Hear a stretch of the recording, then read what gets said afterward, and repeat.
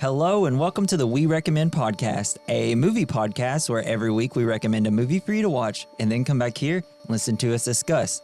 I'm Jesse. I'm Jason. I'm Dakota. If nuclear testing continues, then someday, somewhere in the world, another Godzilla may appear. This week we recommend Godzilla.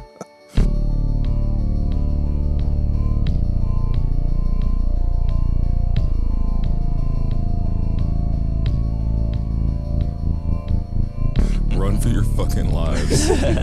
Save the cows! So this is y'all's first time watching this, the original Godzilla? Yes. The OG one, yes. Did y'all like it? Did y'all think it was boring? My lizard brain loved it. Did y'all think it was too silly? Silly for a Godzilla film? No. I felt like it was more... It is pretty serious. Yeah, I feel like it was way more tame compared to like when you look at the newer ones, like in the 70s and stuff. Yeah. So I feel like it was like our serious take on Godzilla. There was no Godzilla drop kicking a robot in this one, which is a very sad thing. Unfortunately, but we still got to see that thick boy walking around with those legs. Not sure. He doesn't have a dump truck like he does in the new one, so. Well, he's not as big. He hasn't hit his growth spurt. What about you, Jason? What's your history with Godzilla films? Have you seen any of the old ones at all? Like the cheesy? Yeah, I've seen a couple of the old ones, like him versus Mothra. Yeah. I had that one. That was the VHS one I had. Hell yeah. It's just been so long. And then the 1998 one. And Did you watch any of the recent one stuff? of the recent ones where the last where like holds open the thing's mouth and like does the fire breath into his face. That's like gross. 2014? That's the 15 one? 15 or 14, something like that. That ruled. Have you watched any after that one? No.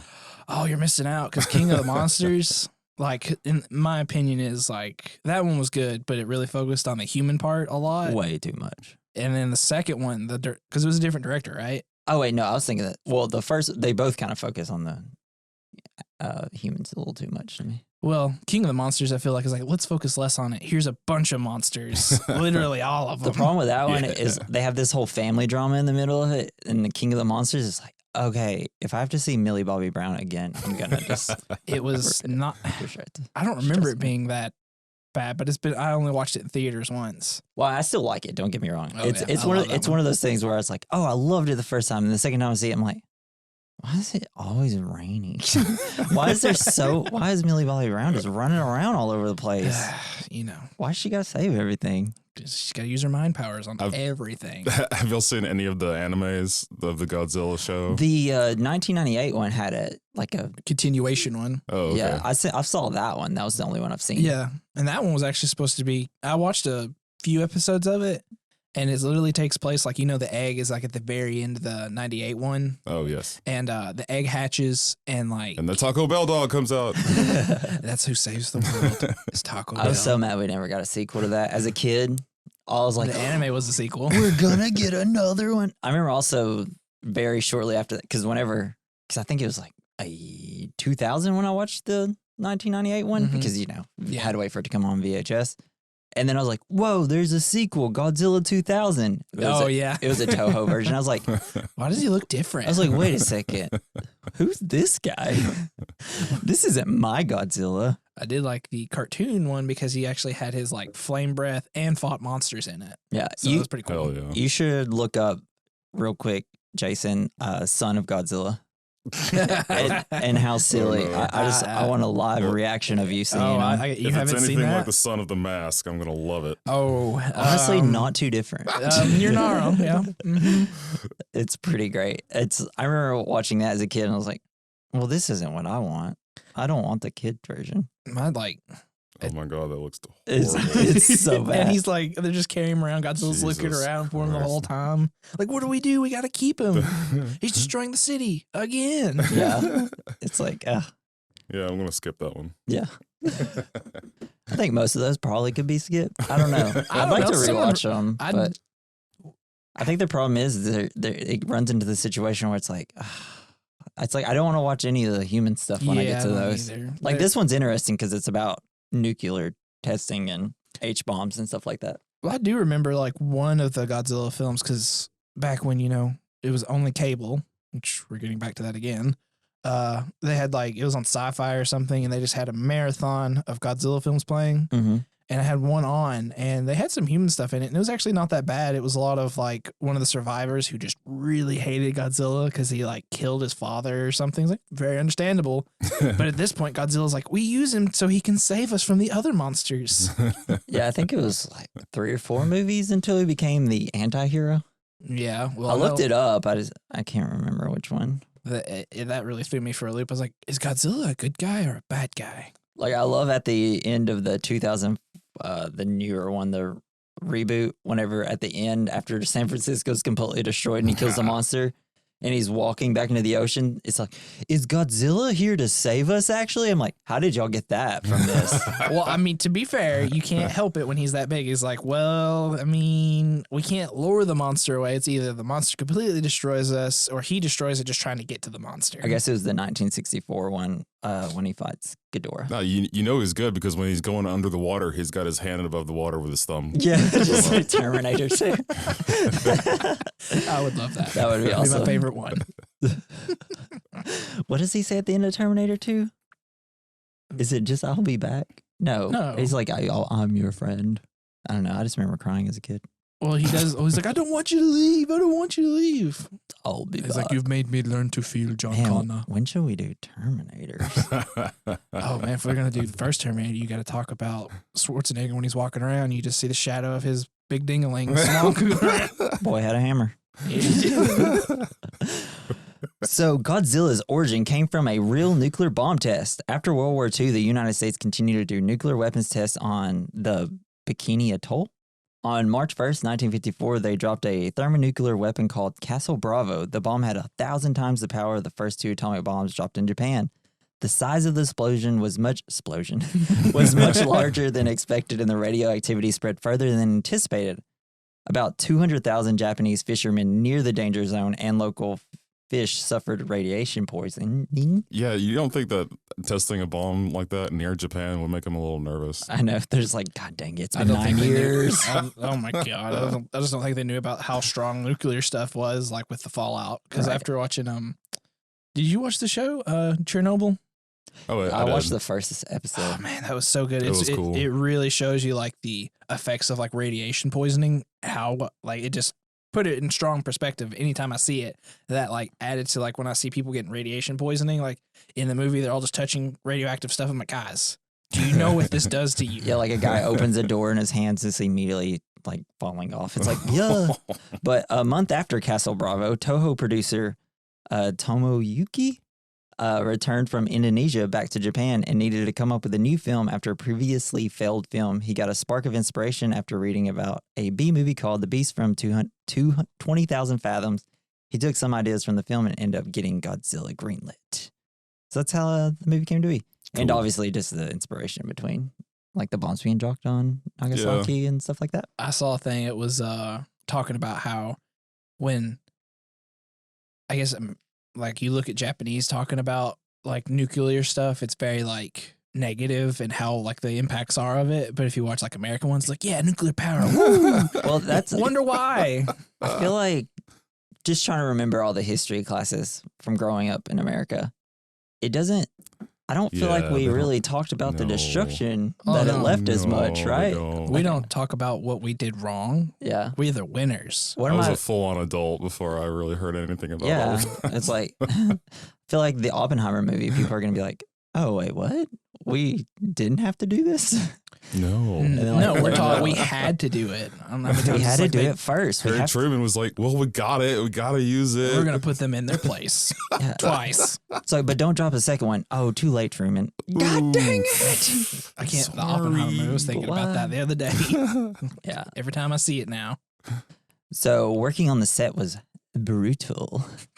Filmmaking. So the film was shot on the coast of my prefecture. Sorry, I'm so sorry, everybody. And it took nearly 2 hours to reach the set every day. They had to travel to set by boat, and a lot of the actors and actresses suffered motion sickness. It also was extremely humid with temperatures hovering above 100 degrees with no shade. Oh, Tennessee weather. It got so bad that many of the cast and crew would pass out. Principal photography on film was wrapped at a whopping 122 days. That's a lot of days. When I read that, I was like, I don't know if that's a lot of days or not. I have no idea. Yeah, that's quite a few days. I'm assuming, especially for back then, I don't know. It's like a third of a year or something. I don't know. I mean, that's about like a Marvel shoot now. So that's why it seemed like it was normal, but and instead of Atlanta studios, you know, they're outside doing all this. But some of the best stuff is, so there was 2 actors that were in the suit, and so one of the guys, he studied animal movements in order to get into character, but wearing the suit didn't come with any issues. The suit was so heavy, he ended up only being able to wear it for less than 10 minutes at a time. Jesus. It also caused him to get many burns, sores, and he became so sweaty that he needed to pour out his sweat between takes. But it smelled terrible. He passed out many times on set. Oh, geez. It's like just thinking being in that suit and having to go in the water, though. Every time he comes out of the water, I'm like, oh my God. What if he drowned? It's funny to think because, like, I feel like their work ethic is like really extreme. Like, I've got to do this. And what he probably put himself through is like, oh, yeah. Another person, like an American actor, probably like, I'm not doing this. This is too hard. So he's like, no, I'm going to push through it. It's like, no, thank you. I did see like, it was like all the other older Godzillas. It was I think it was an actual like girl in the suit because she was so small she could fit into it. Yeah. I don't know if she was Godzilla or like one of the other ones. And it's funny. It was they call it Godzilla. Yeah, that's the one where she had a great rack. Godzilla. Godzilla is just... It's like, wait, is Godzilla kind of hot? Oh, no. Just like you see Godzilla like walking the catwalk. You're going to get the weirdos coming on. It's like, I'm so glad you think that because like, here's my fan art of Godzilla and me together. What do you think? I'm gonna go. Godzilla. I'm going to Rule 34. Oh no! But it was funny. I think it was like the step on me, Godzilla.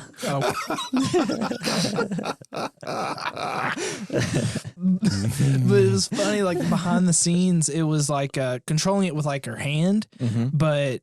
And while she's in it, because she apparently wanted to do that like her whole life because she grew up with Godzilla. So behind the scenes, you just see her just going, rah, rah, rah, like actually doing the noises and stuff. I was like, oh, that's pretty cute. I like that. I want to see the version of Godzilla where he acts like Kermit the Frog.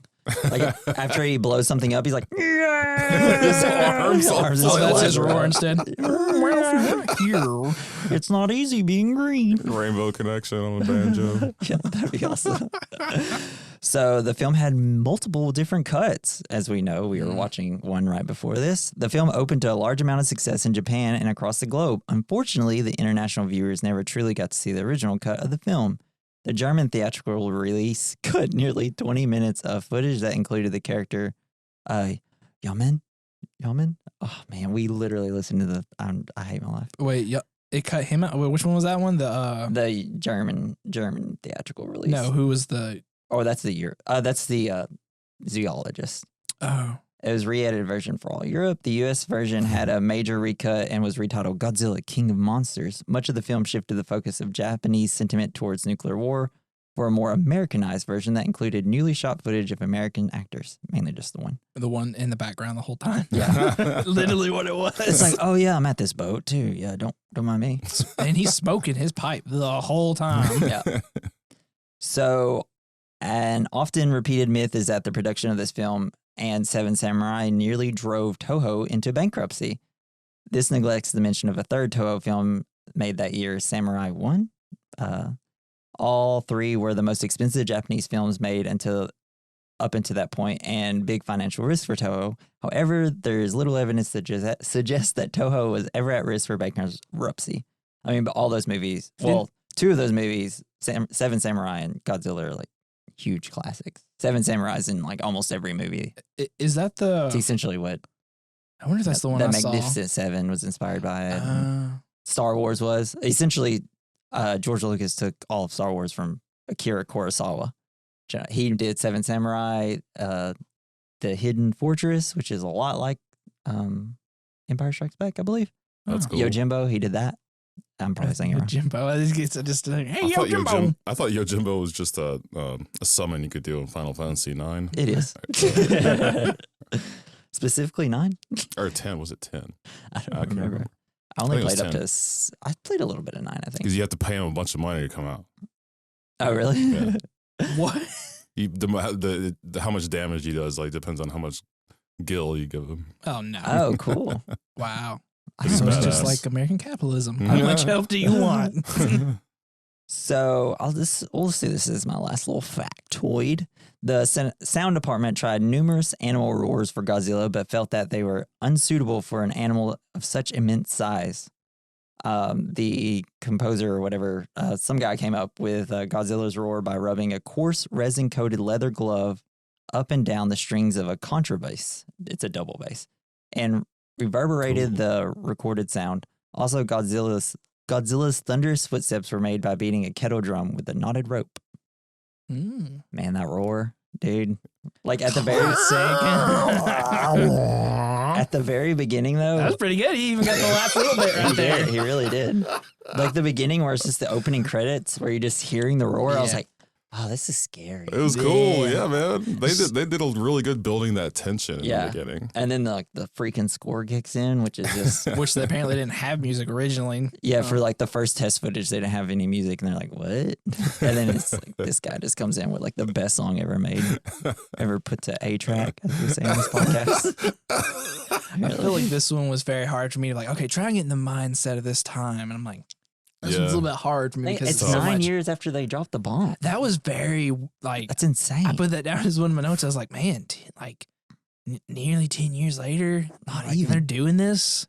Like, how do they? It's just on their mind. Too soon, maybe. No, I was more surprised. It's like, man, like after something like that, just if they're back up and going, it's like very impressive. Too soon, like a year after 9/11, we had all these 9/11 movies. Oh, yeah, I mean, it's America. We got the Nick Cage ones and United 93. I think there's all this like immediately after, which was pretty wild. Yeah, well, the Nick Cage one. I think I remember watching that at the drive-in.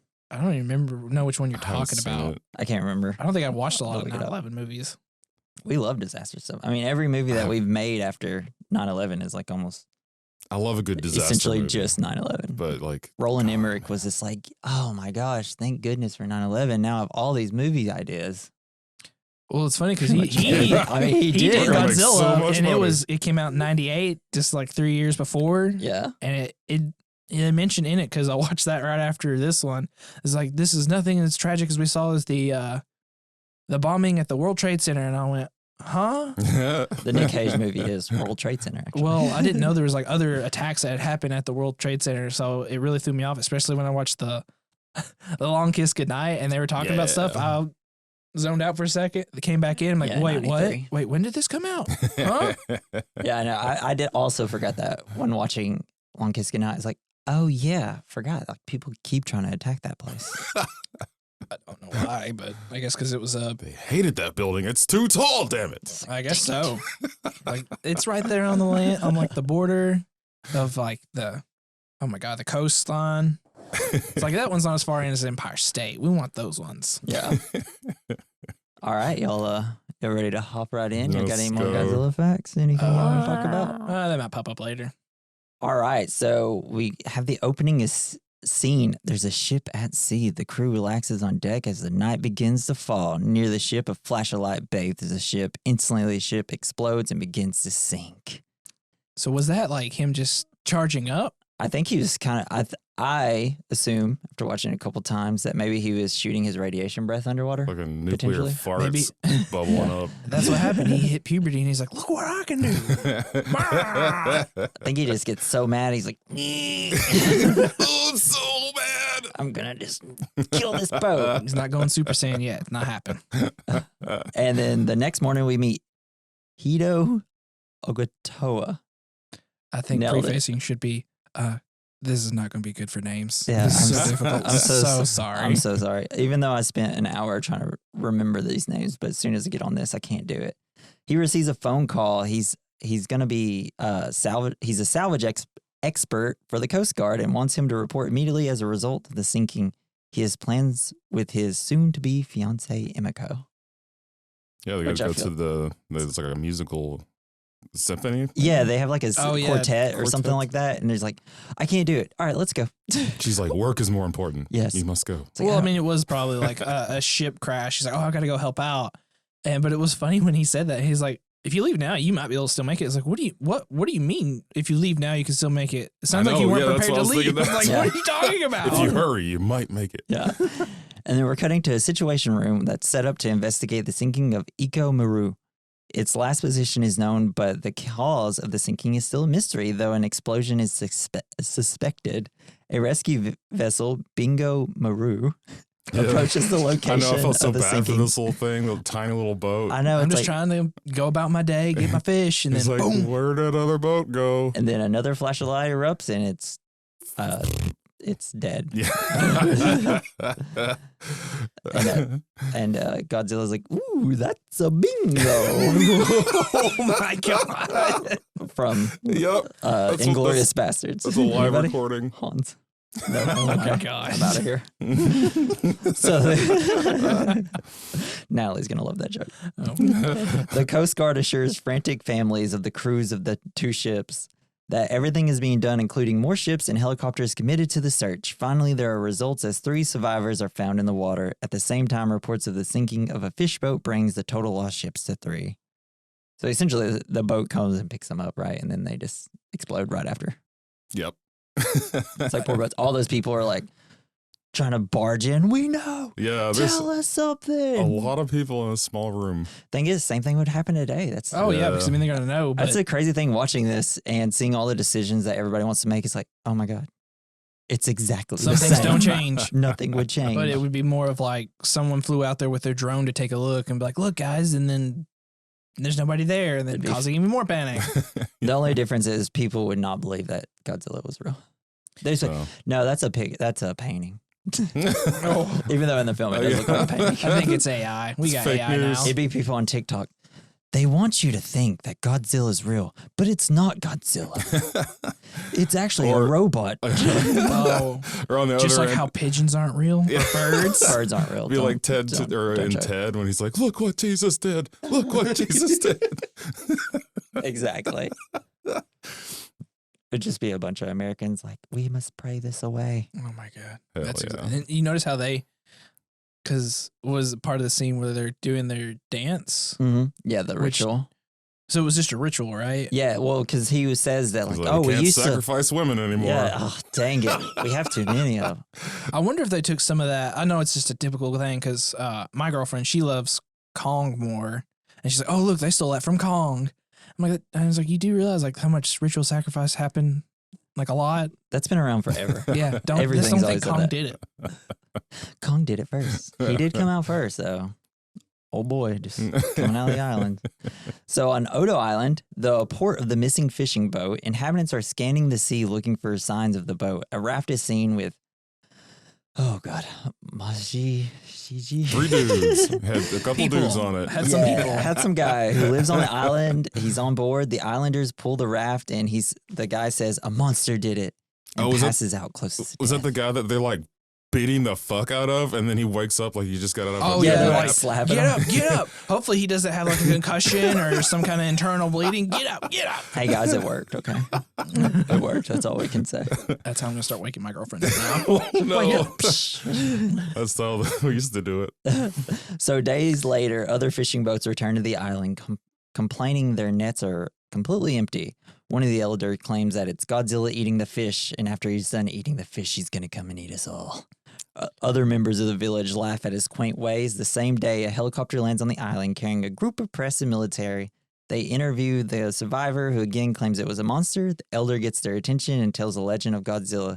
He then explains the history of sacrifices the island used to make to keep Godzilla happy. Now there's nothing left but a small religious ceremony. So which is kind of sweet. Yeah. Yeah. I was a little shocked. Like, oh, so someone knows about Godzilla before. That's interesting. Like, I guess the legend, I don't really know. I felt like, is it a passed down legend? Because I thought this was going to be like, when I watched it, it's like, nobody knows anything about Godzilla. They're not going to know anything. And he brings it up. And I'm like, oh.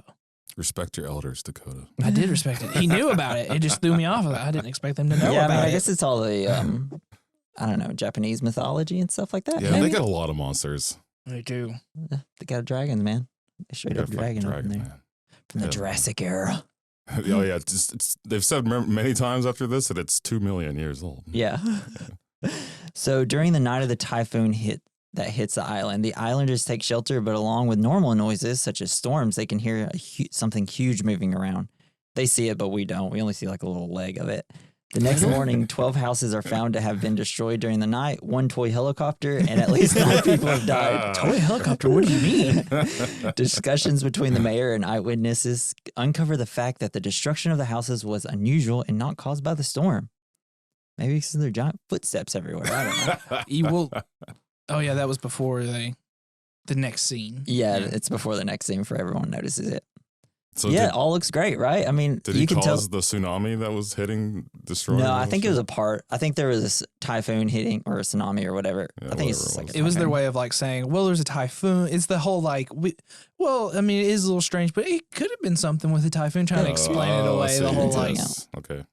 So we cut to a hearing with people from the island explaining what happened. Professor Yaman suggests a scientific task force to go to the island to investigate the situation. As the vessel leaves, a number of passengers are surprised to see the reclusive Dr. Serizawa. I knew that one. I listened to that one a lot. Nice. At the dock to see the expedition off. He's the guy with the eye patch. He's all hell yeah. Snake Plissken if you got up an in eye here. patch, you're a badass. And a doctor as well. Like you know some stuff. He's brave and has brains. He has it all except for 2 eyes. Oh my god. He'll make Except one. double vision. Yeah. So as the island the team gets to work, first they detect radiation around the ruined buildings and in their water wells. And like everybody's confused, like, what are we supposed to do with water? We're just kind of screwed. We're on this little island. There's a radiation everywhere and everyone's just surrounding and like no suits on or anything, just touching everything. Nope, nothing. I was like, What? guys, like, you got one guy's like, leave. what have we learned? Yeah. There's a series of huge shallow depressions are measured. It becomes apparent that depressions are giant footprints. In one of the depressions, they find a trilobite, creature extinct for millions of years. So it's basically like a flea, like a Godzilla flea. Yeah, essentially. No, what do you call those little arthropods? Arthropod, yeah, something like that. Yeah. Well, actually, it's a Pokemon called Yeah. Kabuto. You know? Yeah, that's exactly what I was thinking. The whole time I was like, oh, Get yeah, him, Kabuto. look it up, Jason. I know. You got to do it for us, bro. OG over here. And so as they're doing this, though, on the other side of the island, an alarm sounds. A loud rhythmic thunder can be heard approaching. Many realize it's the same sound heard during the storm. The villagers start to climb the island's central ridge to see what is going on. And then what do you see? The big reveal. The cutest little guy you ever did see. Horseshoe crab? Oh. Is that That's the ones that are around today. Hold on, we got. Well, is it like maybe it's a ancestor to it? I don't know. Good old, Anyway. you know. Yeah, who cares? I'm not We aren't some zoologists up in here. Zoologist? What do you call the ocean people? ocean people. Aquatic Mermaids? Marine biologists? Marine biologists. Wow. There you go. Oceanographers? I don't know. Captain, what did you used to read back in the day? It was on another podcast. Captain's Encyclopedia, Mr. Encyclopedia. Captain over Nemo here. from like the books? No, just because you used to say that you used to read I did used to read. encyclopedias. I was for such fun. a huge fucking nerd. Yeah, jeez. I Where's loved your it, though. underwear? I'm going God, to I put it loved over it. your head. But then we see a huge reptilian rears up and roars at the villagers, Hell and they yeah. all disperse. The villagers continue towards the creature, only to see it disappear into the ocean, leaving a series of tracks along the beach. Because as soon as it pops up, they're like, "Gosh!" Yeah, I mean, that's exactly how and they it'd all be. run away. And then they're Yes. like, "Wait, no, let's go back." Where did it go? Like, oh, it's that initial fear. Then it's like, wait, I think we could do something to it. Go back and fight. So, Jason, this is the first time you saw it. What'd you think of Godzilla? Did he look cool? He looked when his goofy? head popped up. He looked like a sock puppet. Yeah. He definitely was. Oh, it was okay. Yeah. Oh man, I saw it, and me So and my girlfriend goofy. just looked at each other like, It was great. But still, It was it's very- Godzilla. Very Yeah. bulbous. Yeah. You know. Yeah. It's definitely looks like something drawn from like an 8-year-old or something. That was, Don't care because it was still Godzilla. Well, the picture that they have on later, that was a That's- lot better. Yeah. It's so funny. yeah. They're like, that's not the picture you got from that. That's not what we saw. Oh, It's just but see they how got it's his fake. good side. Yeah. And honestly, I don't think this movie works if it wasn't for the roar, right? Because Yes. he is really silly looking, now. I mean, then I'm sure it'd be like, we've never seen anything like this except for King Kong. Mind blowing. Well, that's what I was trying to say here. It's like, man, it's hard because it is older. I was like, try and get that mindset. And then, like, when you're in the theater and you just see that and you're like, oh, yes. Especially in like the first episode of Monarch Legacies, there's this really close up shot of Godzilla roaring. Me and Allie look at each other like, that's so cool. Oh. And it's just like, man, they really got the perfect look for Godzilla now. Even in the Toho version still now, it's like, man, they've just really perfected. I can't wait to watch Monarch Legacy. Yeah, it's great. They got the first 2 episodes out right now. Speaking There'll of be 3 out designs, at this point. did either of you watch Shin Godzilla? Yeah, love Shin Godzilla. Have you seen it? No. I have to let you borrow shit. that. I didn't know you owned it. Yeah. So this design, We're like, 'cause me paving. and my buddy Tyler watched it, and like, okay, cool. It's like more of it's a Toho one that came out. When did that one come out? 16, 17, something like that. Oh, I so saw it in theaters. it's a before Toho COVID. one, and it's basically like its own standalone story. And when Godzilla, I didn't know, like, at first when he shows up, I was like, that's Godzilla. And he's like eyes in it, or like the way they did it, it's kind of They're how googly eyes, essentially. and it's so creepy. 2016. Like when I saw it, I was like, wow, he looks scary just because his eyes are like, Yeah, because in this one, they have, it's like 3 forms. Like it's mutating over 3 it's times. changing. Yeah, it's really cool. I'll let you borrow it, Jason, whenever I finish watching it for -1, which is why we're doing this episode. I'm ready for Awesome. -1. Can't wait. What's -1? That's the new Japanese Toho Godzilla that's coming out December 1st. Okay, It cool. looks good. Hell yeah. So I I really haven't seen like the the, trailer. I'm just going into it blind. I watched the trailer with Tyler the other day because he hadn't seen anything on it and he wanted to see the design of Godzilla. I really like the concept because it takes place after World War II. Japan's economy is at 0 and they're trying to recover. And then Godzilla shows up, so it puts them in the negative. So that's why it's called -1. Okay. Oh, dang. Cool. So Man. giant I didn't monsters know that. not good for the economy. No, it is not. But it's funny because it's like Japan's getting attacked. It's like, but they didn't do any. Well, I mean, war and stuff. But it's like they just got bombed, and it's like, oh, you got bombed. Here I come. Now you're gonna pay for that. I'm like, what? Why? What? It's just the repercussions for radiation. I don't know. So we'll get back. At a meeting convened to discuss the expedition's findings, Professor Yaman surmises Godzilla is a relic from the age of dinosaurs and has been disturbed by recent hydrogen bomb tests in the Pacific. He displays the trilobite and the radioactive sand found on the island as proof of his argument. One of the representatives wants to keep the information from the public, while some of them think they should say something. What is your opinion on that? At first, I thought that okay, maybe they were testing the H bomb, but I thought that Godzilla was innately nuclear powered. Basically, like that's what his breath was. Yeah, well, they said like the H bomb testing is probably what gave it. I mean, I don't know. I'm thinking of like 5 different versions of Godzilla. Yeah, there's so many versions. I think originally this is the version of him where it's nuclear testing. Well, Radiation essentially took a dang old dinosaur and made him dang old big. Well, I thought he was hidden away and the Radioactive bombs woke him up. I guess he was like away in like a little cavern. And then he absorbed the radiation, so it was like a twofold. He got woken up, and he's like, "Ooh, this is good." I think I feel great. I'm gonna stretch my legs a little bit. Hey, what's this over here? It was you know how this is obviously a fiction movie is because they have those Wait. pictures up there No, this movie? of dinosaurs, and we know dinosaurs aren't real. That is true. Those bones are put there by bone fakers.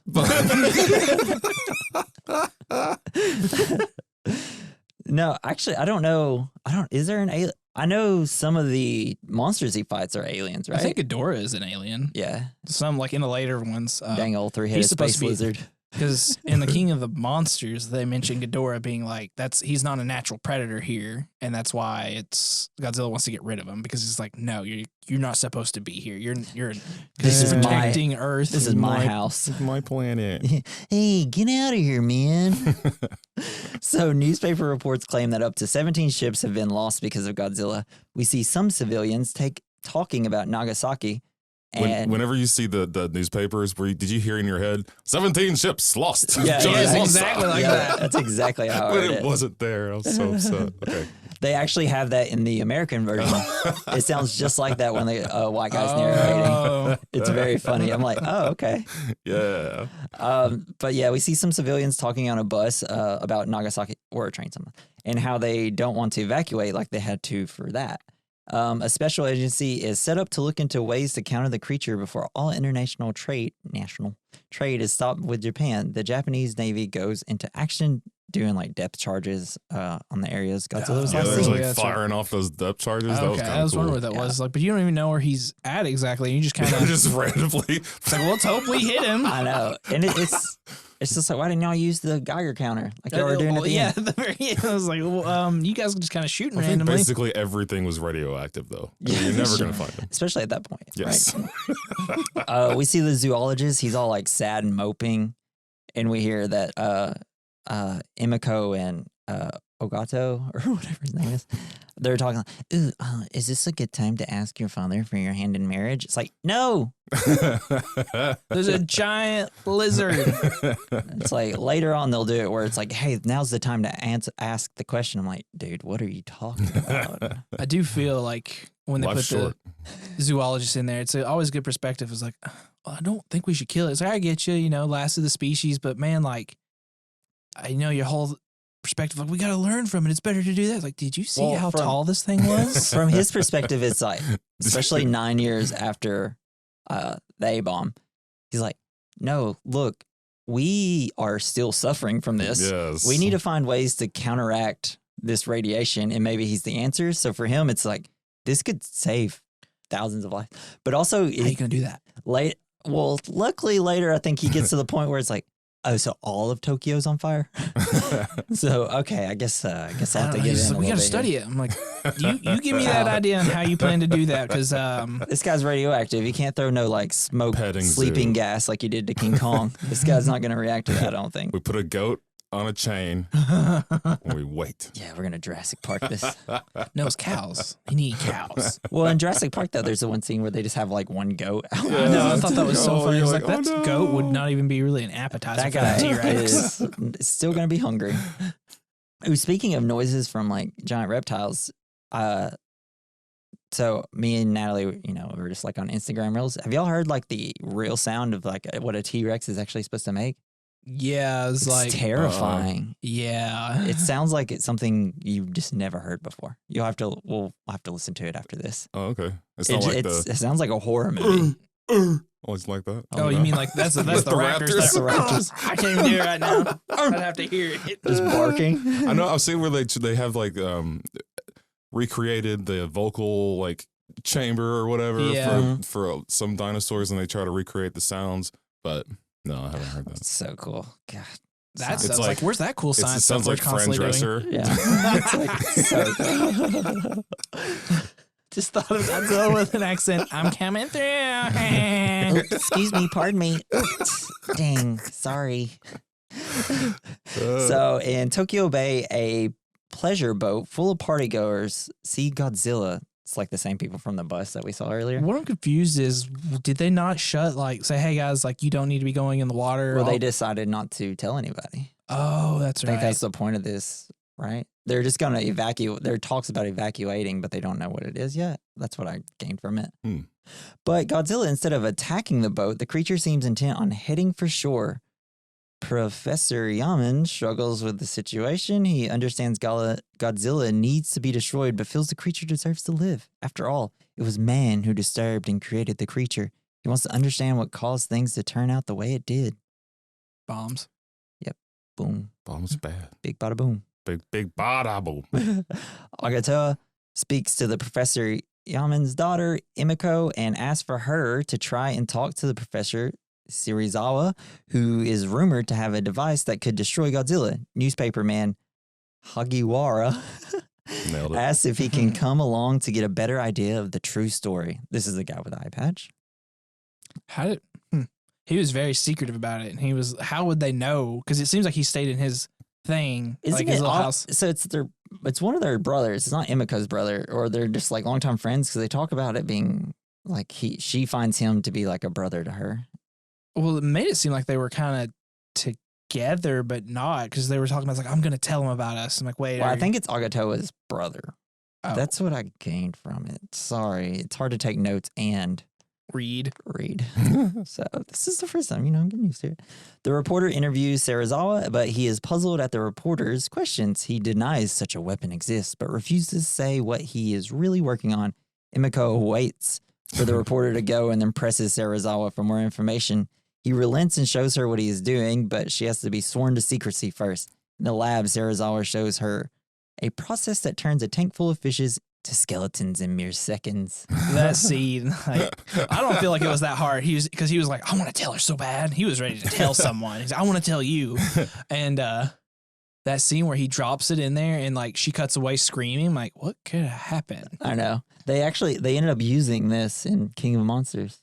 Sweet. What? Don't you remember whenever they they drop a bomb in the sequel to 2014 Godzilla or 15 Godzilla? I can't remember that well. They drop the bomb and like all the fish kind of float up to the water as an oxygen destroyer. Man, It's funny. I was like, that's such a silly idea. And then I was like, oh, it works better in a 50s version because I'm like, what? well, even then I was watching, I was like, okay, you couldn't do that. But I was like, if you made something like that, when he was freaking out, I was like, if that does, like destroying all the oxygen in the water is like, oh my God, you really should not. I mean, it'd only be a few years until they're like, how can we do this to destroy oxygen in the air? and it immediately made me think of the Oppenheimer scene where he's like, oh, this could cause a chain reaction and just blow up the whole atmosphere. He's like, yeah, this is probably pretty bad.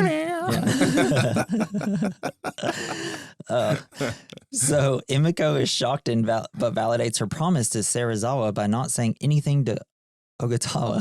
God dang it. When she returns home. Outside the house, sirens sound and the trademark thundering steps can be heard in the distance. Godzilla nears the shore and the army opens fire with all heavy weapons they can muster. Ignoring the army's efforts, though, Godzilla comes ashore, destroys the train, and then moves into the downtown area. After a protracted battle with the army, the monster destroys a major bridge before heading back to the sea. Was that before they put up the barbed wire? That's before. This is the first time where he made it like into. What was he doing? He's just testing it. Let's see what we got here. He got tangled up in like the phone wires there for a little while. Well, I think this is because this is just how I saw it. It's like him as an animal. It's like, okay, well, I was just going to this island, not doing much, just eating the fish around it. And then he eventually comes up on an island and now they're bombing him in the water. And he's like, oh, well, now this is a threat. Like I gotta get up here and start destroying. Like predator. Yeah, he's just testing out. He's like, they've filled the beach with Legos. He can't really walk on it. He's like, ow! I'm going to destroy y'all even harder now. I love all the miniature stuff. Like just watching a person in a suit destroy stuff because I love Power Rangers. Yeah. And I was just like, man, that just seems so fun. Just to like, I want to do this. I want to be on a film set like this. I would love that. I told my girlfriend, I was like, one of my dreams is to be in like in a Megazord suit or a Godzilla suit and just going around like, oh, I can't wait. It's my favorite day on set. What are you going to do? Destroy the set. Have y'all ever seen Crank, the Crank series? Like with Jason Statham? Yeah. No. Have y'all seen the second one? Yeah, I just kind of barely remember it though. Do you remember the giant Godzilla fight in it? Where it's like a giant Jason Statham and a giant Godzilla? What? No. Y'all have to watch it. The Crank series are some of the funnest movies you'll ever see. I remember very problematic with the one scene that sticks out was when on the racetrack and he's like, oh, I gotta get friction and stuff. Yeah, and starts boning in the middle of the horse track. Smart. You haven't seen it. He bones a horse in the horse track? No. Oh, Amy Smart. Cool. It's like sounds exciting. So it is fun. He has a poison in his veins, so where if his heart rate drops below a certain amount, he dies. So it's like speed. It's constantly. Yeah. It's essentially him being cranked up. Yeah. They're fun, like over the top action. He's just like he's pounding Red Bulls and stuff like that. And anytime he's like losing, he like shock himself and stuff like that. It's so much fun. It is fun movie to watch. Ridiculous. Will be borrowing. My wife will hate it. Your wife will not only hate it, but may divorce you. No, she'll see it and like her eyes will open up and she'll be like, now I see it. I see why you like the long kiss goodnight. And this opened my eyes. Now we're closer. We're closer. Next morning, newspapers are full of images and stories of the attack. It is noted that scientists from all over the world have begun flying in to help defeat the creature. Quickly, it is decided to evacuate the coastal areas around Tokyo Bay. Once this is completed, an electrified barrier is to be built. It's hoped that by repeated electrocution, Godzilla will be turned away and forced back into the sea permanently. They built that up pretty quickly. Yeah, pretty fast. It's all those like electrical grids. It's everywhere. Which I can believe because I remember one video, I think it was in Japan, a giant sinkhole happened. And I mean like huge on a whole thing. They had that thing fixed within like a day. It's like, if this was here, it would be there for the next 5 years. Yeah, exactly. And the train never stopped running. Nope. Always on time. We weren't even able to build that border. Oh my God. Oh man. Well, I think about the one sinkhole that we got here, like in between a couple of the towns, like between Murfreesboro and Manchester, and that hole was there for like 2 days, and it wasn't even the size of the one I saw in the video. I was like, it took you 2 days, and they're over here fixing this one within a day. Right. Yeah, they just filled it up with AOL online discs. If they put Nokias in it, you never have to worry about it right again. So now we know what to do with our old cell phones. Perfect.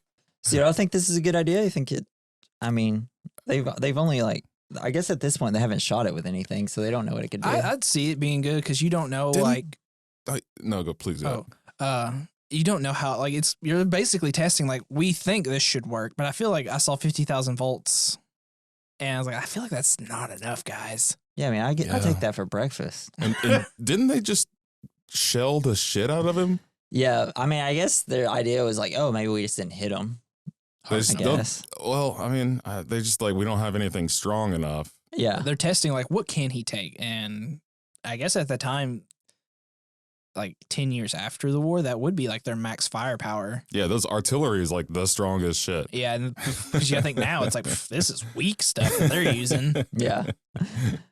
So now that a plan of action is in place, Ogatawa decides now is a good time to ask Professor Yaman for his daughter Emiko's hand in marriage. Great time. They are like ready, and you know why. They're just like, we got to get married so we can get busy. Yeah. The zoologist is completely uninterested in the advance. He is consumed with the question about Godzilla. He wants to study Godzilla and not kill it. Frustrated, Ogatawa starts debating the zoologist. Ultimately, he throws him out of the house, stashing Emiko's hopes.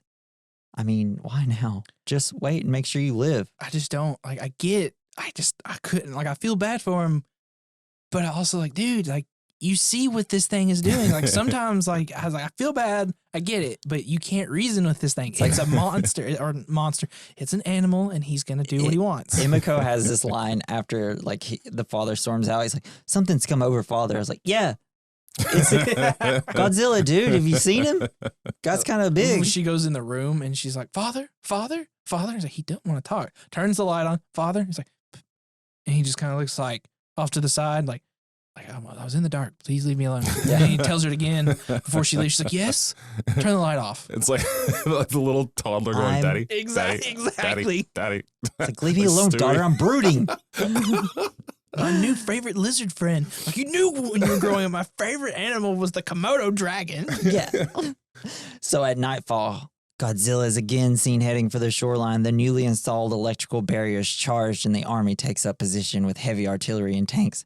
As Godzilla pauses at the barrier, the army sees its chance again and again attacks. Godzilla responds by setting huge fires across the city with its to-date unseen radioactive breath. Hell yeah. Loved it. I love that he has it, and it's just when he breathes, it's like, oh, it's air compression. Yeah. But it's so cool.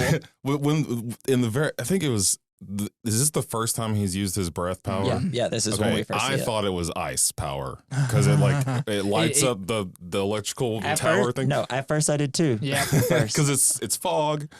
I was like, ooh, we're gonna see like a different breath. He's got different power. He's got different breath. I loved how he like originally just walked through all the stuff, and then he's just like, this is too much of a tingling sensation. I'll show y'all. And I feel like none of them mentioned like, hey guys, he's not just big, he can blow fire. Yeah. I think we're screwed. I think the electrical barrier was working at first. Then he's like, hold on, wait, I forgot. I'm a radioactive dragon. So that was the electrical barrier, not like electrical cables that like normal cable, like just, you know what I mean? Well, that's what they use for the electrical barriers. They just set up a bunch of power lines and stuff to set multiple. The power lines. That's what I thought. Yeah. I thought it was just like normal. No, they powered it up, and it's like this. I feel like, what do you think after that? Just, I can't get over the fact like, okay, we shelled him. Did it do anything? No. What about the barrier? He went through it. All right. Did it slow him down? Yeah. It's like, dang it, if only we had some sort of oxygen destroyer. They'd made a good point. They're like, oh yeah, we're going to try and hurt it. And which scientist is like, he survived being bombed. What do you think is like, do you think, and he made a good point, and I was like, you are very right on that. Very right. And but none of them mentioned about like, well, maybe we should bomb him again with multiple and it probably wouldn't survive it. And they were like, no, because that would probably kill us all. Yes. Yeah. So after they were realizing their plan has failed, the authorities initiate code 129. This means rather than fight Godzilla, they're only going to concentrate on getting civilians out of harm's way.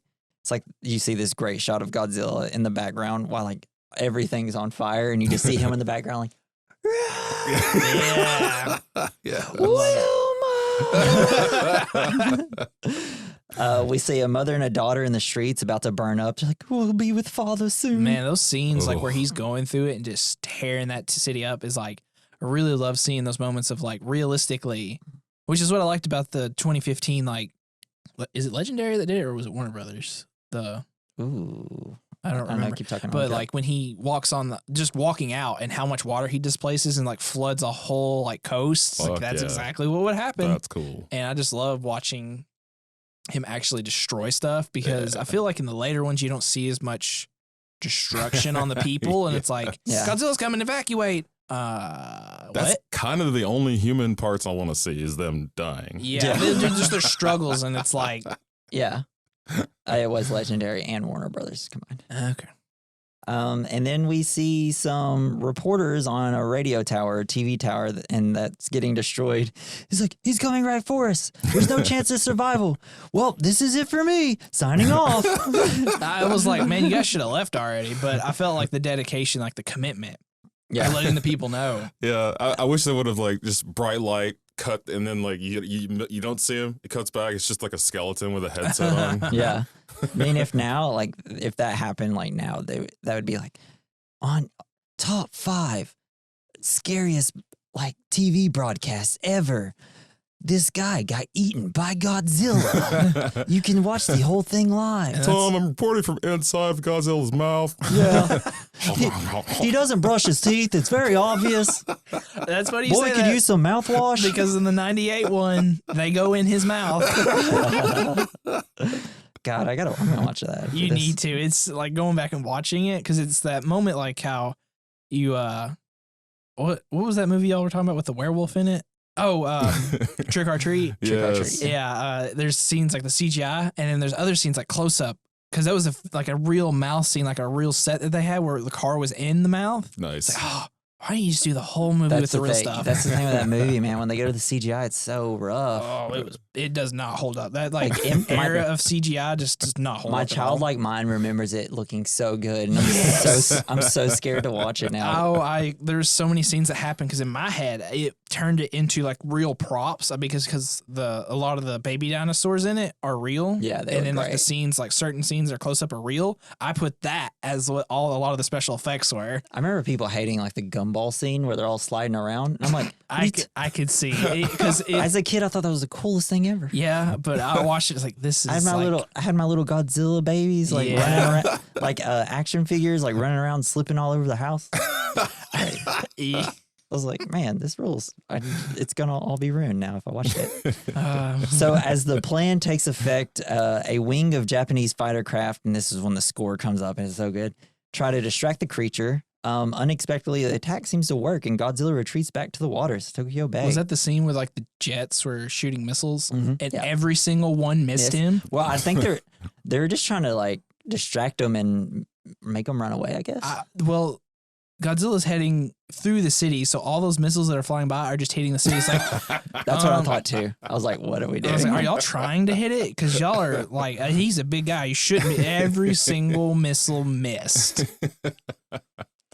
And then we cut to the rescue efforts. They switch to high gear, but the sheer numbers of wounded, many suffering radiation sickness, completely overwhelming the hospitals. You have this where like guy goes up to like the little girl and it's just like Geiger counters popping off. But once you like see that and you realize how much radiation they have, I'm like, oh no. These are the scenes that are like I was like, oh man, the destruction of Godzilla is really good to see, and especially I felt bad for all the people who are displaced and just especially whenever you think about like, oh, this is just essentially them using the horrors of the nuke.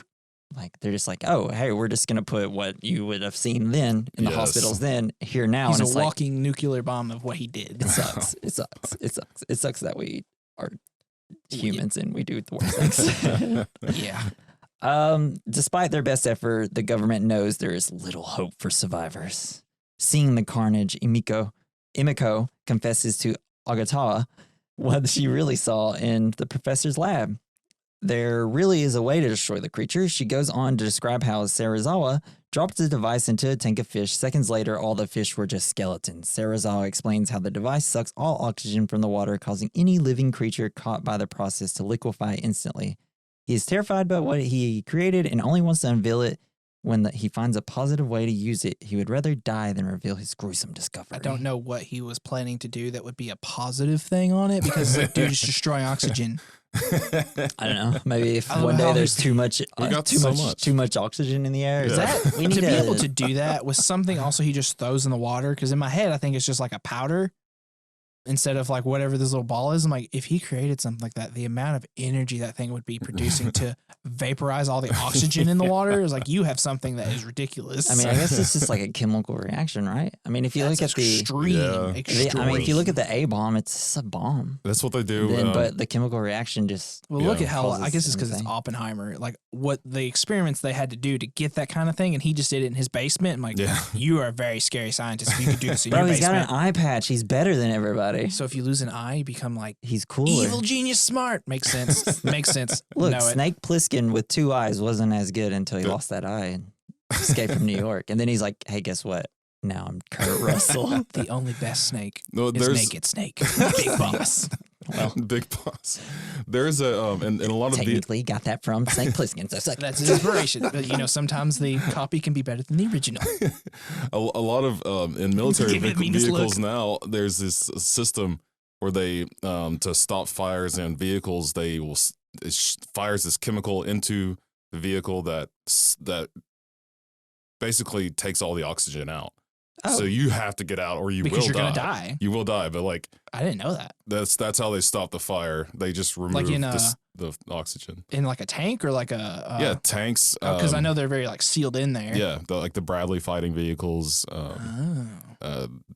Basically any large like vehicle that's not like a truck. Holy crap, Jason!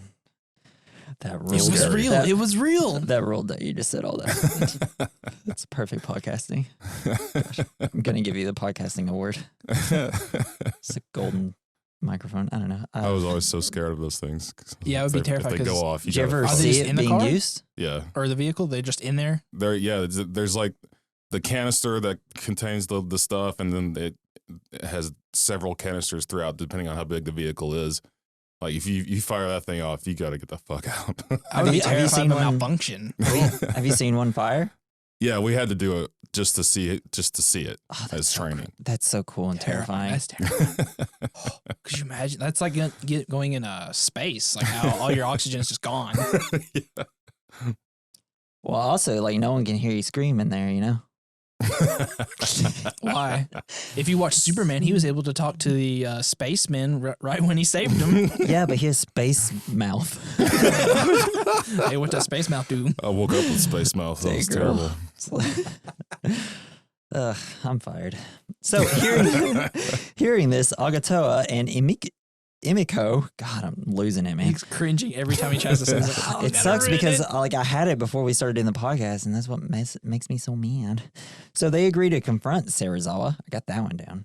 And convince him to use his discovery. Serizawa counters that to reveal that the weapon to the world would unleash a force greater than even the atomic bomb. The only difference is the oxygen destroyer could ultimately kill all mankind.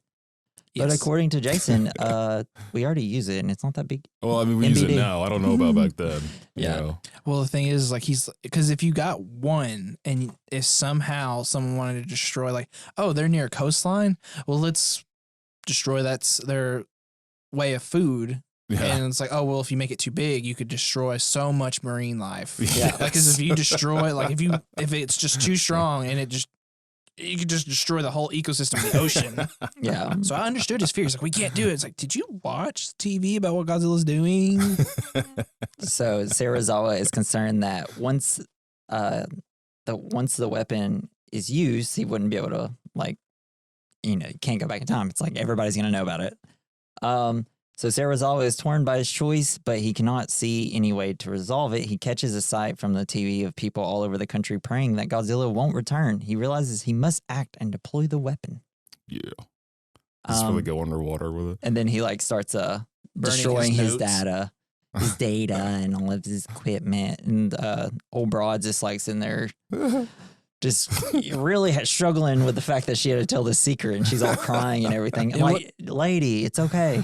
I mean, It's okay. Well, this is the whole like I broke my promise and honor thing and everything. But what about like the fight that the two dudes had? Yeah, and it cuts away. Then all of a sudden he's just on the ground. Like what? Bust his head. What happened? Yeah, I guess he just knocked his head on a cabinet. I don't know.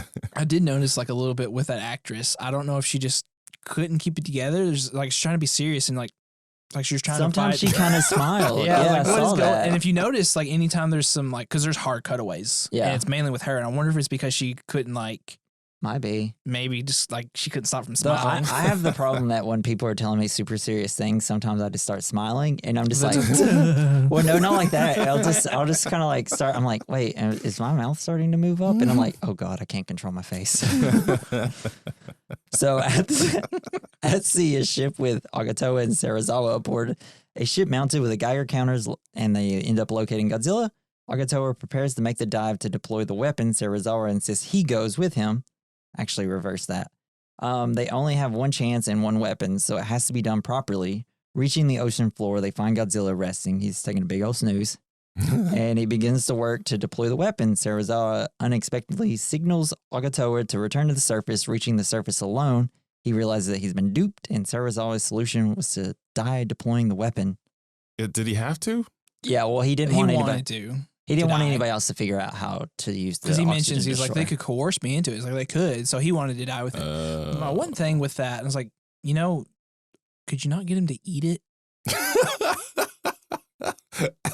Just throw it in his mouth? Yeah. I mean, I guess. it destroys all the oxygen, and most of our bodies are water, and Godzilla's huge. If they just put it, like, made him, like, do this, like, well, here's some fish, and let him eat that, and it activates in him, he just, like, okay, cool. Godzilla didn't have to destroy it because that whole part of that ocean is screwed. Isn't that what they were doing in the 98 version? Yeah. Well, they had They that pile of fish. They did. No, have they were pile doing of that to fish. They're gonna distract him. That's So they right. could start firing weapons on him, and the military was like, "We don't know how big he is. Like, can you not tell?" Did you not see his footprint? I guess they just couldn't imagine it because It's like, that's oh, all they did. They maybe kept feeding him. Maybe he's a clown Godzilla and he's just got really big feet, but he's not that big.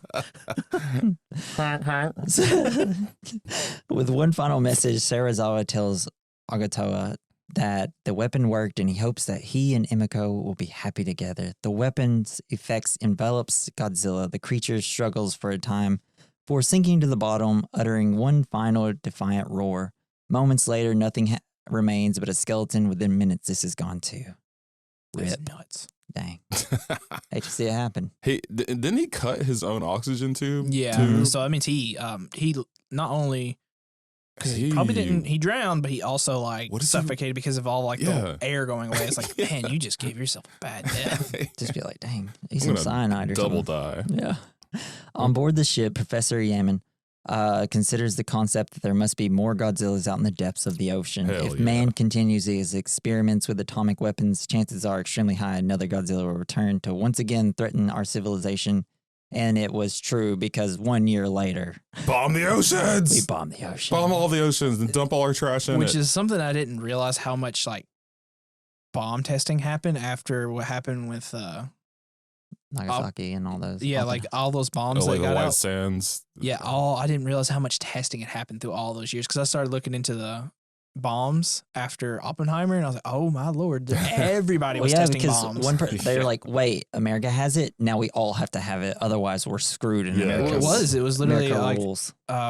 I think Russia had created a bomb that was more powerful than the bomb we had dropped. So then it literally was a race to make more and more powerful bombs. It's like, oh, God damn. terrible. That's all we do. That's fun. We have to be more powerful than you. We got big bombs now.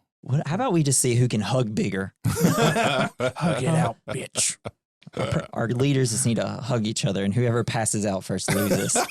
Oh We'd no, be we so need to do screwed. the cliche thing. It's like you were fighting with your sibling too much. Get in the shirt until you two can get along. That's what we need to do with world leaders. What is this now, Dakota? Huh? Getting the shirt? Yeah, they Sure. put like a big shirt on you, and you have to like. You've never Never- heard of that cliche? Never I've heard never of done it. this. It Heard was- of this. Oh, it's It's something. an old timey way Yeah. of So, like, brothers. so you'd have to be like nipple to nipple with your Well, brother. like it's a big shirt that stretches out, and they're just like shoulder to shoulder, Oh, and so they're not chest to chest. no, it's just like you have to learn to get along here. Or Some you get- brothers. you're stuck in the shirt. Oh, kind of like a three-legged race type deal. Yeah, something like with- that. Like you got to learn to work together and all that, and get along. Oh, Yeah, just see like. He's don't- sitting here thinking, I can't wait to go home and do this to my I'm kids. gonna do this to my kids immediately. Oh my god. And, like I saw one you could put on there, like the togetherness shirt. Oh, what? I love it. Look out, children. So, how many radioactive breaths do you give this? 5 out of 5? 4 out of 5 radioactive breaths? Yes, because it's the classic Godzilla. Hell yeah, it was so cool. It was fun. Yeah. It was a fun watch. It's a little rough if you watch it a little sleepy, you know? Yeah, I did that. yeah. But I managed to power through. There's the middle part where it's just like, okay. I actually did fall asleep watching it this morning. It's understandable. It's an older movie, so it's a lot of the human element. But at least the human element, it was okay. Yeah, you have to really like just look at it from 9 years after. Which is funny to think because their human element wasn't that bad. But if I think of like the 2015 one, it's like, I just don't want to see any of it. So the 2015 one, there's something with, so that was Gareth Evans. Gareth Evans? Yeah. So something about him, because he did Rogue One, the creator. Oh, yes. Something that he is very good at is scale with his CGI. There's something just better about his CGI. I don't know if y'all ever seen the movie Monsters. It's about it's an indie movie and it's essentially these giant like squid creatures. Cool. It's a really good movie. I think it's on something. I loved it. That's how I got to know him. And then I was like, then I heard that he was doing Godzilla. I was like, oh my God, there's never been someone better in this. But even in Monsters, it's all about kind of like, there's very few monsters, but there's a lot of like he knows how to human do elements. Which is good because that's my problem with it. Was he the one who did the 2015 one or he did the King of Monsters? He did 2014. Michael Dougherty, the guy that did Trick or Treat, did the sequel. Oh yeah, that's why I really like it. Yeah. But the thing is, like, so I do like the sequel, but they just, with the CGI, they lost the scale of Godzilla, I feel like. That's the cool thing. Like, if you just think of any of the shots, even though there's limited shots, like whenever he's on the train in Hawaii, and then you see him like clashing, and then it cuts to them on the news, but like that one shot, it's like, that's how it'd be. Yeah, that's you're right. It does. Yeah, that because I mean, in the next, the King of the Monsters, there's so many big ones. Yeah, and you kind of lose the scale of the fear of how big they are. That's what I did. Like the ship battle with Godzilla versus Kong. Did you see that one? Yeah, I have not seen that. That's the newest one. That one's nowhere. It's not as good as King of Monsters, I think. But it's just fun to watch because there's definitely really goofy human parts that go over the top with it. I love it. That's but the part I it's love. so good. I've loved all that they've done with Godzilla. They so do far. Hollow Earth stuff, conspiracy in it. It's they go to the Hollow cool. Earth. It's great. It. That is cool. But like there's the ship battle, which is so good in King of Godzilla. It's the best part of the movie. It is so good. I loved it. How big Kong is, like fighting on like the giant freighter that they're using to deliver him. Oh, is he like surfing on it? Yeah. Well, he's just kind of like laying on it, and then Godzilla comes up, and it's like the first battle. It's so good. That's awesome. So we're going to head to our categories, the good, the bad, the ugly, the fine. And it's where we discuss what we liked about the movie, the good, what we didn't like about the movie, the bad, what we don't think aged well, the ugly, what we think aged well, the fine. And anybody want to start us off? With us, the good? The good?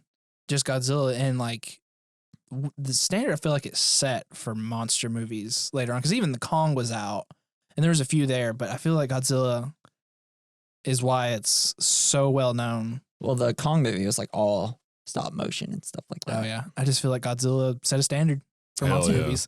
The first thing with superpower breath. I love it. I don't know. My good it's probably going to be my age well too. The sound. And the music was great. The music and the roar of Godzilla. Hell yeah. Still iconic. It's still, and it's funny because like watching this is like, man, that roar is still like the basis of like other Godzilla. It's the best roar. It's fucking awesome. Like nothing beats that roar. Because now it's we just have technology to do it, and you can just tell it's like, oh, this is like a perfectly generated monster roar. Mm-hmm. This one, it's like feels real. You know, it's not like a creature's roar, but it's like it's just once you find out unnerving. They made it with a glove. Yeah, you're like some leather gloves and a base. So cool. I want to see it. And like Godzilla, he's roaring. He's got a little glove in his throat. So the bad. What do you got for bad, Jason? I mean, a couple times you look at Godzilla, like there's one point where he turns away and walks away, and like one of his spine things is pointy is just like flapping. Yeah. So, the fact that like the sock puppet head that comes up, that was it's just funny. And like his eyes are constantly changing depending on what suit it is. Like, I thought that was like, oh, you could tell which one's just like the sock puppet one. You have the bulgy eyed sock puppet one with the white eyes, and then you got the dark one, the dark eyed one, which looks probably the best one, I think. About you, same. Yeah, that's exactly probably what it is. The only other things maybe just some of the. No, I guess that would be it. I can't really think of the other thing that I thought of, but I think that was pretty much spot on. All right, what didn't age well? Mine is I had a real big one for this. nuclear bombs. Nuclear bombs. Yeah. Is that okay? There's this one part where Godzilla comes out of the water and he's wearing like this trucker hat with a Confederate flag and a MAGA t-shirt. Oh yeah, I kind of blocked that out. Just didn't want to bring it up because I didn't want them to be like, oh, they probably love it. They're He's the best reptile. He's huge. You don't understand. He's the biggest there is. Some people say the Triassic era was the best, but it's always been the Jurassic. This era we're in, it's the best era we've ever been in because I'm the one leading it. Some people say nuke's bad, but it created Godzilla. Nuke's good. God, we're doing terrible Trump impression. I don't know. I think that's pretty spot on. I like it. Oh, you're pretty good. All right, something that aged well. Godzilla? Monster Godzilla. movies. Monster movies. That is so good. How do we not have 5 of these every year? Just Because some they new don't monster want to. movie. I think it's because we have to do it all CGI. I was like, I would not care if you came out with a suit again and because of how good sets can be. Yeah. It could look so good. I would totally watch another. It was like, we're doing another Godzilla film, but it's a suit again. Because how good the suit could be, and just watching him destroy stuff, I would love it. That's what I loved about Pacific Rim. I was like, oh my gosh, we're gonna get so many monster movies now because this movie was so fun and good. And then it didn't. It was like 3 years after the first one, they just came out with a sequel that was half-hearted. I never saw it. It wasn't. Guillermo del Toro wasn't a part of it, and he came out recently and said I think the reason he didn't return is because of too much stuff they were trying to change. And they're just gonna try to make it a franchise. Because I was like, oh, Pacific Rim. If this does really well, maybe we'll get a Godzilla crossover. That's why I love this Monarch Legacy. So I'm like, oh my god, fine, yes. We don't do enough monster major monster movies anymore. Yeah. That's more what I like about kaiju. Yes, because I feel like with CGI, show us what it can really do, and you're just gonna have to have like Guillermo del Toro. You gotta have a big director that's like, I want to do a monster movie. That's the only way we're gonna get it made. Yeah, and that's what sucks is I want unless you have the name Godzilla. But it's like, I don't know, give me Gamora or Gamera, the turtle. Isn't he's good though? Yeah, I know, but give me some of him. I'd be fine with anything. Give me all of them. Give me any kind of monster movie instead of sci-fi ones. Now we get is Sharktopus versus Crocosaurus. Jason Statham riding on a giant my shark. God. Yeah, that's what we get for giant monster movies now. Oh yeah, the Meg. Well, since we've been talking about monster movies, what's everybody's double feature for this? Oh, the episode of the TV show where there's the town. It's got the town. They live in a box house, like a fake house. It's okay. Jesus, this is a show. Okay, Arrested Development. Yeah. Uh-huh. Okay, so there's one part where they have all these Japanese investors coming, and they look at the model that they built. And one guy's dressed up as a robot, and the other guy's dressed up as a dinosaur, and they start fighting in the models. I remember that. And they start destroying the stuff. We just watched it this year. That's right. So watch that episode of Arrested Development. What about you, Dakota? It had to be Pacific Rim. That was the next. That was our more because that came out before Godzilla came out, right? So when that came out, I was like, oh man, we're returning to giant monster movies, and it's definitely you're missing the most important one, Cloverfield. Cloverfield was fucking cool. I do like Cloverfield. You know what sucks about Cloverfield the most is how they ruined the franchise. You didn't like Cloverfield Lane? No, I love Cloverfield Lane. That was great. It obviously wasn't a Cloverfield movie until they added the last 10 minutes of it. But we were just watching a little bit of the American version of the original Godzilla. How did we just not kind of do that with this movie? The night it attacks. Why didn't we have just different perspectives? Why didn't we go to the army perspective? That would have been cool. It didn't have to be found footage. It could have been an actual I would have movie. preferred more because that's what I like about it's just mysterious. You don't know what's going on. And I want to see, I'm just one of those people. I want to see a lot of the monster, and we could have just copied that, and it would have been a great homage to the original Godzilla. Yeah. And it's just too much of the J.J. Abrams style shaky cam. Oh God! Well, I love that. I love found footage movies. I do too, but I'm just a sucker to all of them. I know when you do found footage, you have to have shaky because it wouldn't really have it. But please, I don't want it anymore. You get the guy that doesn't have what is it? Parkinson's. Parkinson's to Yeah. film. Did you hold the camera? I don't get it. Like, I don't understand why it just became like, oh, now there's UFOs and aliens, and now we're doing this whole like space stuff. It's like, hey, you know what's cool about giant monsters? It's when they attack the cities. Yes. Show us that. That's all we. They could have, like, it would have been cool if it was like Cloverfield, like the marketing campaign was the shaky cam footage. That would have been cool. And then do like the Godzilla part with the actual movie. Yeah, that'd been cool. Hell yeah. So that's it. That's our app. Awesome. Can't wait to watch more Godzilla. So that's exactly what I'm going to do. Oh, well, what's our next film? I guess we're in the Christmas season. I was kind of thinking maybe Gremlins. You want to do Gremlins? Sure. Have you ever seen Krampus? I have seen Krampus. I like it. Okay, so everybody's seen Gremlins. Should we just go to Gremlins 2? Oh, Fine. that one is it's definitely not as It's a banger. it's not as serious as the first one. Quotes serious, I was but gonna say the first one is just silly as and this one goes more silly with it, and I do like that second one. Have you seen it? I haven't seen it since I was like 10.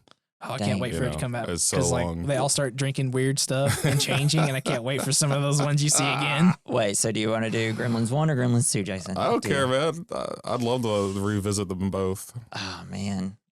because I don't remember shit about them. I feel like if you watch the second one, you're going to talk a lot about the first one. Maybe we should just do the first one, and then next year we can do the We second can do them one. both. Double feature. No, that's too much work for me. I can't do it. We'll do the first one. We'll do the first Gremlins. Okay, And then we'll go to this. Maybe the next week we'll do Gremlins 2. I don't know. We'll see. cool. I'd like to thank Joey Prosser. Wait, no. Before I get to that. So we have an email set up. It's the We Recommend mailbag. You can send us emails. You can ask questions. You can talk about the movies that we've talked to. Or if you just want to like give us some feedback, we may say it on the podcast. We'll say like your first name, or if there's something you want to like, I don't know, whatever name you want us to give us or whatever. And it's our way of talking to you through the podcast. That sounds really fun.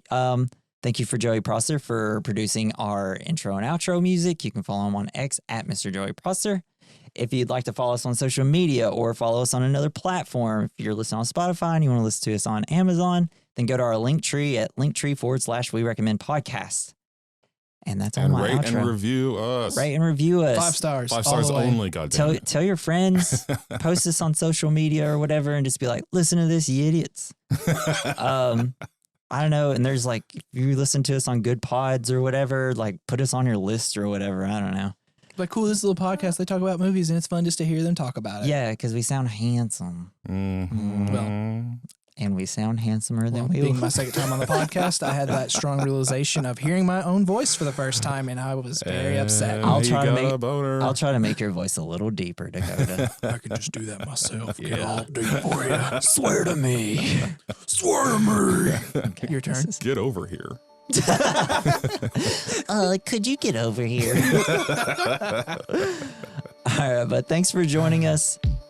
Don't shoot nukes into the water, y'all.